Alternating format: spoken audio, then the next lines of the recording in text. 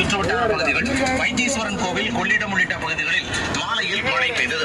இதனிடையே முன்னெச்சரிக்கையாக நாகை மாவட்ட பள்ளி கல்லூரிகளுக்கு செவ்வாய்க்கிழமை விடுமுறை விடப்படுவதாக ஆட்சியர் ஆகாஷ் அறிவித்தார். அதேபோல திருச்சி பாரதிதாசன் பல்கலைக்கழகத்தில் செவ்வாய்க்கிழமை நடைபெறவிருந்த இளநிலை முதுநிலை படிப்புகளுக்கான தேர்வுகள் ஒத்திவைக்கப்பட்டுள்ளதாகவும் மற்றொரு நாளில் தேர்வுகள் நடத்தப்படும் எனவும் தெரிவிக்கப்பட்டுள்ளது. அதிகனமழை எச்சரிக்கையால் நாகை மாவட்டத்தில் குறுவை நெற்பயிர்களை அவசர கதியில் விவசாயிகள் அறுவடை செய்தனர்.